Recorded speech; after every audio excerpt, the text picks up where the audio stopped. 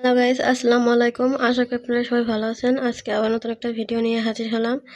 আর আজকে আমি টাকি মাছ শুটকি দিয়ে কাঁঠালের বিচি ভুনা করব। তো এখানে কিন্তু আমি টাকি মাছ শুটকি নিয়েছি, আর এইগুলো কিন্তু আমি বছরের সময় কিন্তু মাছগুলো শুকিয়ে রাখি আর সারা বছর কিন্তু খাই। এই দেখুন, এখানে কিন্তু আমি অনেকগুলো মাছ নিয়ে নিয়েছি, আর একটু বেশি মাছ দিব যেহেতু আমাদের ফ্যামিলির সবাই অনেক পছন্দ করে। আর এখানে কিন্তু আমি কাঁঠালের বিচি শুকনো টানিয়ে নিয়েছি। এখানে কিন্তু কিছু ভালো আছে, আবার কিছু কিন্তু নষ্ট আছে। এবার আমি বেছে বেছে কিছু কাঁঠালের বিচি ভালোগুলাই এইগুলা কিন্তু খোসা ছাড়িয়ে নিব। আর এখানে কিন্তু আমি একটা আলু নিয়েছি, আর এখানে আমি শুটকি মাছ, এবার এগুলো আমি আলুর খোসা ছাড়িয়ে কেটে নেব, আর মাছগুলোও কেটে নেব। আর আলু কিন্তু আমার একটা সবজি, যা আমাদের প্রতিটা তরকারিতেই কিন্তু দেওয়া লাগে। দেখুন, এখানে কিন্তু আমি মাছ আর আলু কেটে নিছি। আমি কিন্তু আলু এরকম কিউব করে কেটে নিছি, আর এখানে মাছগুলো কিন্তু আমি ছোট ছোট করে কেটে নিছি। আমি গরম পানি করে নিছি। এবার আমি কাঁঠালের বিচির মধ্যে কিন্তু পানি দিয়ে দিব। গরম পানি দিলে কিন্তু এই উপরে খোসাগুলো উঠে যায়। আর এবার আমি মাছের মধ্যেও গরম পানি দিয়ে দিব। এবার এই মাছ আর এই কাঁঠালের বিচি কিন্তু আমি কিছুক্ষণ ভিজিয়ে রাখবো। ফিরে এলাম কিছুক্ষণ পর, আর এই দেখুন আমি কিন্তু অনেকক্ষণ গরম পানিতে ভিজিয়ে রাখছিলাম। আর কত দেখুন কাঁঠালের বিচি কিন্তু ময়লা বের হয়েছে। আর এইভাবেই কিন্তু দিলে দেখুন পরিষ্কার হয়ে যাচ্ছে, নখ দিয়ে একটু আলতোভাবে দিলে এইভাবে পরিষ্কার হয়ে যাচ্ছে। এইভাবে কিন্তু আমি কাঁঠালের বিচির এই উপরের যে লাল খোসা, এটা কিন্তু আমি ফেলে দিব। দেখুন বন্ধুরা, কত সুন্দর পরিষ্কার হয়ে যাচ্ছে। এই দেখুন, এই জন্য গরম পানি দিলে কিন্তু এভাবে ভালো পরিষ্কার করা যায়। আর এখানে কিন্তু যে মাছটা ভিজিয়ে রাখছিলাম, এই দেখুন মাছের গায়ে কিন্তু অনেক ময়লা। এই দেখুন, এই যে কালো কালো খোসা, এটা কিন্তু এই যে একদম আলাদা হয়ে যাচ্ছে। এইভাবে কিন্তু দিলে আমি এইভাবে দিয়ে এই কাঁঠালের বিচি আর এই মাছগুলো কিন্তু পরিষ্কার করে নিব। তো এই দেখুন বন্ধুরা, আমি কিন্তু কাঁঠালের বিচিগুলো হাত দিয়ে কিন্তু কতটা পরিষ্কার করে ফেলেছি। আর আপনারা চাইলে কিন্তু বটি অথবা চামচ দিয়ে কিন্তু একটু আলতোভাবে কাহা দিলেই কিন্তু পরিষ্কার হয়ে যায়। আর এখানে কিন্তু আমি আলুগুলো ভালো করে ধুয়ে নিচ্ছি। আর এই দেখুন মাছগুলো কিন্তু আমি অনেকক্ষণ ডলে ডলে একদম অনেকটাই কিন্তু সাদা বানিয়ে ফেলেছি। এই দেখুন মাছগুলো কিন্তু অনেকটাই সাদা হয়ে গেছে। আর যেহেতু আমি কাঁঠালের বিচি শুটকি মাছের সাথে ভুনা করব, তো বিচিগুলো কিন্তু একটু অনেক মোটা মোটা, যার জন্য মাঝখান দিয়ে এক ফাল দিয়ে নিব। এই দেখুন বন্ধুরা, আমি কিন্তু কাঁঠালের বিচিগুলো মাঝখান দিয়ে একটা ফাল দিয়ে নিচ্ছি, তাহলে কিন্তু তাড়াতাড়ি সিদ্ধ হয়ে যাবে না, আর ভিতরেও কিন্তু মশলা ঢোকে।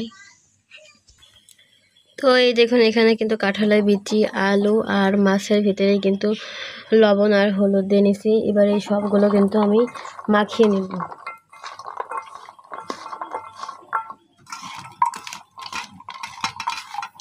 এখানে কিন্তু আমি চুলায় একটা কড়াই বসিয়ে দিচ্ছি, আর আমাদের কড়াই গরম হয়ে গেছে। আর এখন দিয়ে দিলাম পরিমাণ মতো সয়াবিন তেল। গরম করে নিব। আর এখানে আমি আলু, কাঁঠালের বিচি আর মাছ, এগুলো কিন্তু আমি এক এক করে সবগুলোই লাল লাল করে ভেজে নিব।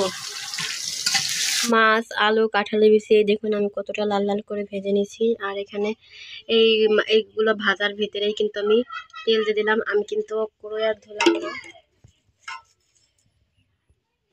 এবার এখানে কিন্তু তেজপাতা, লবঙ্গ আর দারচিনি আর দুটো শুকনো মরিচ ছিঁড়ে দিয়ে দিচ্ছি। এবার এগুলো তেলের ভিতরে দিয়ে দিলাম। আর এখানে কিন্তু কিছু আমি আলাম রসুন নিয়েছি, আর আলাম রসুন কিন্তু শুটকি বোনায় দিলে খেতে মজা লাগে। এবার এগুলো দিয়ে দিলাম, আর এগুলো দিয়ে কিন্তু আমি এবার 1 মিনিট ভেজে নিব। তো আমি কিন্তু রসুনগুলো মরিচ পেস্ট 1 মিনিট ভেজে নিচ্ছি, আর হালকা ভাজা ভাজা হয়ে গেছে। আর এখানে আমি কিছু পেঁয়াজ কুচি আর 4টা কাঁচামরিচ ফালি করে নিচ্ছি। এবার আমি এগুলো দিয়ে দিব, আর এগুলো দিয়ে কিন্তু আমি 2 মিনিট ভেজে দেব।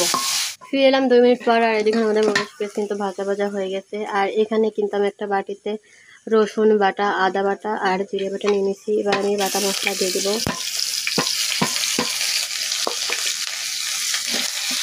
কিন্তু আমি শুকনো মরিচের গুঁড়া নিচ্ছি বা শুকনো মরিচের গুঁড়া দিয়ে দিলাম। আর শুটকি ভুনা মানে কিন্তু ঝাল ঝাল ভুনা।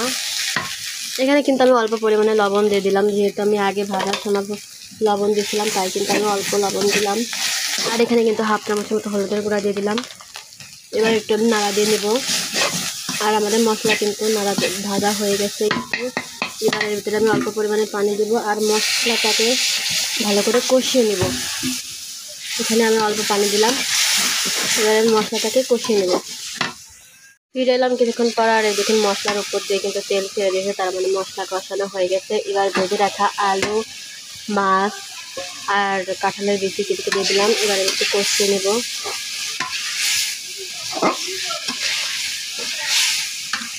আমার কিন্তু কষানো হয়ে গেছে। এবার আমি পরিমাণ মতো পানি দিয়ে দিব। আমি কিন্তু সব কিছু ভালো করে সিদ্ধ হওয়ার জন্য পানি দিয়ে দিলাম। ঢাকনা দিয়ে ঢেকে দেব আর আস্তে আস্তে 5 মিনিট রান্না করে নেব। ফিরে এলাম 5 মিনিট পর। এবার আমি ঢাকনা নামিয়ে নেব আর এবার একটা খুন্তি দিয়ে কিন্তু নাড়া দিয়ে নেব। আর এই দেখুন আমাদের আলু কাঁঠালের বিচি কিন্তু সিদ্ধ হয়ে গেছে বন্ধুরা। এই দেখুন আলু কাঁঠালের বিচি কিন্তু সিদ্ধ হয়ে গেছে। আর এখানে কিন্তু আমি ভাজা জিরে আর এলাচ গুঁড়ো করে আনছি। এবার এই মশলাটা দিয়ে দিব আর 1 মিনিটের মতো রান্না করে নেব। ফিরে এলাম 1 মিনিট পর। আর এই দেখুন আমাদের রান্না হয়ে গেছে। আর আমি কিন্তু কোনো রকমের পানি রাখিনি, একদম শুকনো শুকনো করে ফেলেছি। এইভাবেই কিন্তু খেতে খুবই মজা লাগে। এবার একটা বাটিতে আমি উঠে নেব। একটা বাড়িতে নামিয়ে নিচ্ছি আর কালারটা দেখুন বন্ধুরা, আর খেতে যা আজকে হবে না। ওই দেখুন আমি কিন্তু একটা বাটিতে নামিয়ে নিচ্ছি আর কালারটা দেখুন বন্ধুরা কতটা লোভনীয় মনে হচ্ছে। রসুনগুলো কিন্তু সব আস্ত আস্ত রয়েছে, একদমই ভেঙে যায়নি। আর কাঁঠালের বিচি, আলু, শুটকি মাছ একদম আজকে কিন্তু জমে যাবে। আর এইভাবে কিন্তু চাইলে আপনারা বাড়িতে তৈরি করে খেয়ে দেখতে পারেন। খেতে কিন্তু খুবই ভালো লাগে। আর ভিডিওটা ভালো লাগলে like, comment, share and subscribe করবেন।